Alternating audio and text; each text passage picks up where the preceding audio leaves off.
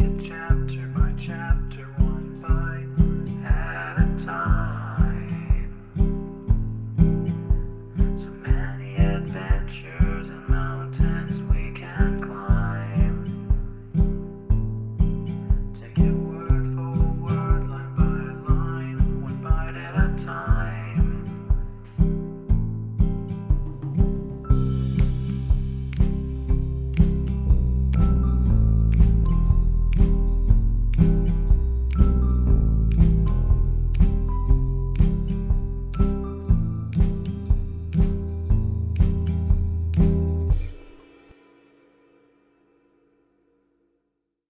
Welcome to Bite at a Time Books, where we read you your favorite classics one bite at a time. My name is Bree Carlisle, and I love to read, and wanted to share my passion with listeners like you. If you want to know what's coming next and vote on upcoming books, sign up for our newsletter at biteatatimebooks.com. Be sure to follow my show on your favorite podcast platform so you get all the new episodes. You can find most of our links in the show notes, but also our website, biteatatimebooks.com, includes all of the links for our show, including to our Patreon to support the show and YouTube, where we have special behind the narration of the episodes. We're part of the Bite at a Time Books Productions Network. If you'd also like to hear what inspired your favorite classic author to write their novels, and what was going on in the world at the time, check out the Bite at a Time Books Behind the Story podcast, wherever you listen to podcasts. Today we'll be continuing The Life and Adventures of Santa Claus by L. Frank Baum. 7. The Great Battle Between Good and Evil. Ack listened gravely to the recital of Claus, stroking his beard the while with the slow, graceful motion that betokened deep thought. He nodded approvingly when Claus told how the Knooks and fairies had saved him from death, and frowned when he heard how the Aguas had stolen the children's toys. At last he said, "From the beginning, I have approved the work you are doing among the children of men, and it annoys me that your good deed should be thwarted by the Aguas. We immortals have no connection whatever with the evil creatures who have attacked you.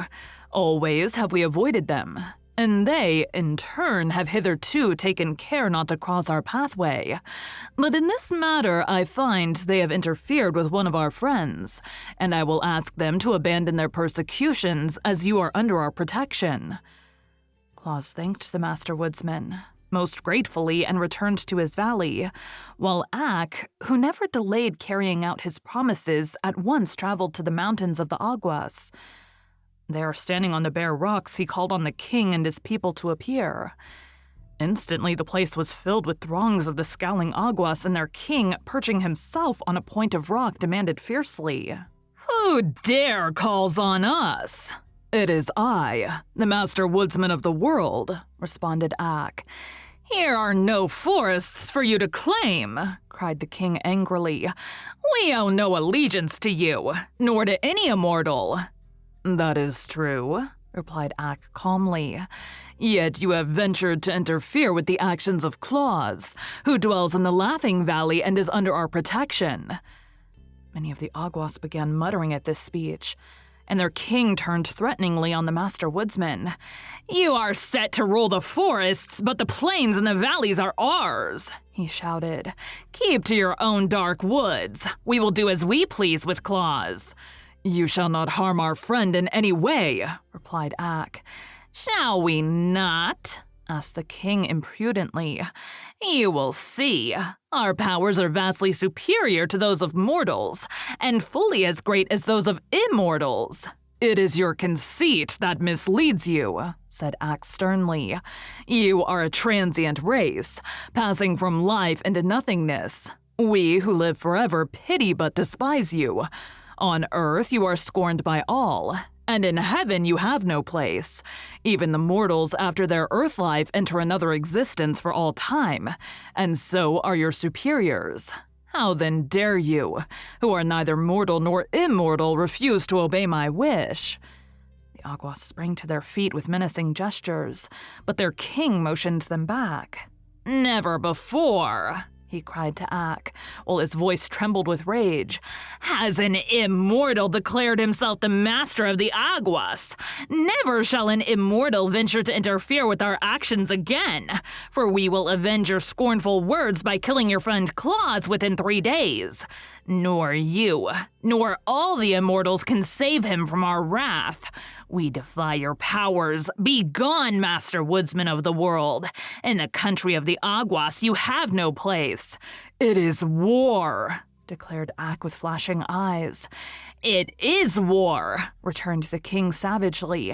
"In 3 days, your friend will be dead." The master turned away and came to his forest of Burzy, where he called a meeting of the immortals and told them of the defiance of the Aguas and their purpose to kill Claus within 3 days. The little folk listened to him quietly. "What shall we do?" asked Ak.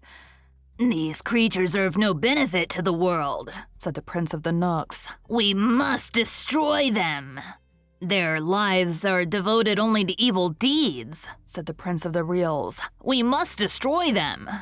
"They have no conscience, and endeavor to make all mortals as bad as themselves," said the queen of the fairies. "We must destroy them. They have defied the great Ak and threatened the life of our adopted son," said beautiful Queen Zerlin. "We must destroy them." The Master Woodsman smiled. "You speak well," said he. "These Aguas we know to be a powerful race, and they will fight desperately. Yet the outcome is certain, for we who live can never die, even though conquered by our enemies, while every Agua who's struck down is one foe the less to oppose us. Prepare then for battle, and let us resolve to show no mercy to the wicked." Thus arose that terrible war between the immortals and the spirits of evil which is sung of in fairyland to this very day. The King Agua and his band determined to carry out the threat to destroy Claus.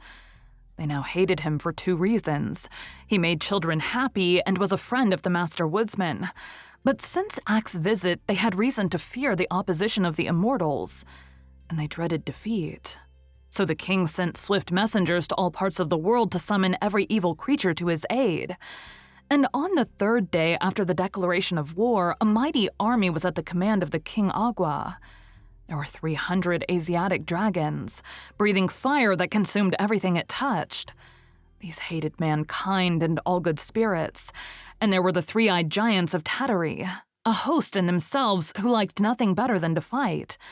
And next came the black demons from Patagonia, with great spreading wings like those of a bat, which swept terror and misery through the world as they beat upon the air. And joined to these were the Goozle goblins, with long talons as sharp as swords, with which they clawed the flesh from their foes. Finally, every mountain Agua in the world had come to participate in the great battle with the immortals. King Agua looked around upon this vast army, and his heart beat high with wicked pride, for he believed he would surely triumph over his gentle enemies, who had never before been known to fight. But the Master Woodsman had not been idle. None of his people was used to warfare, yet now that they were called upon to face the hosts of evil, they willingly prepared for the fray. Ak had commanded them to assemble in the Laughing Valley, where Claus, ignorant of the terrible battle that was to be waged on his account, was quietly making his toys. Soon the entire valley from hill to hill was filled with the little immortals. The Master Woodsman stood first, bearing a gleaming axe that shone like burnished silver.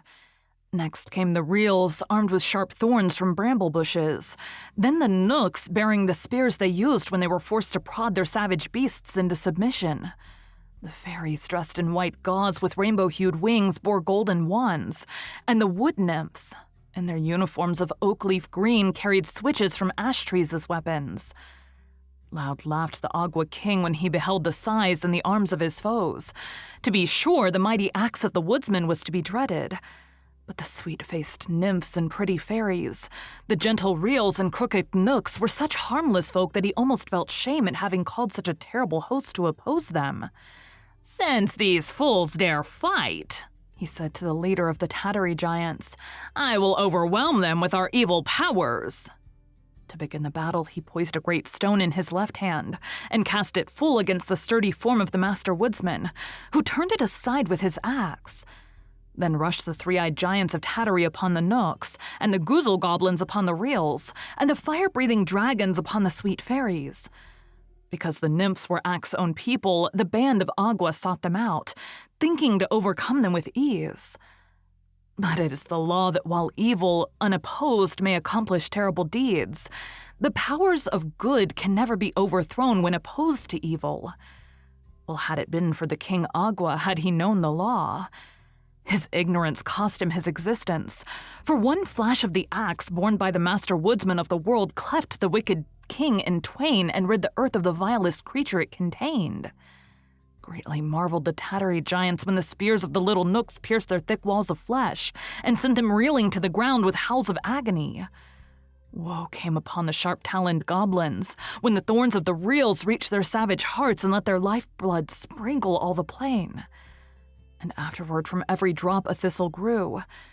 The dragons paused, astonished before the fairy wands, from whence rushed a power that caused their fiery breaths to flow back on themselves, so that they shriveled away and died.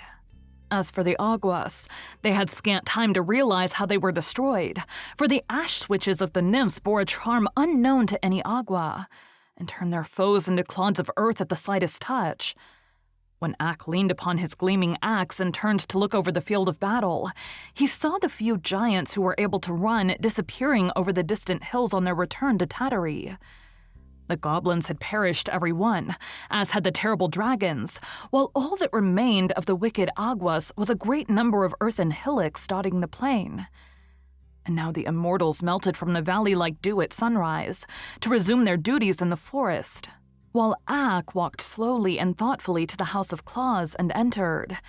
"You have many toys ready for the children," said the woodsman, "and now you may carry them across the plain to the dwellings and the villages without fear."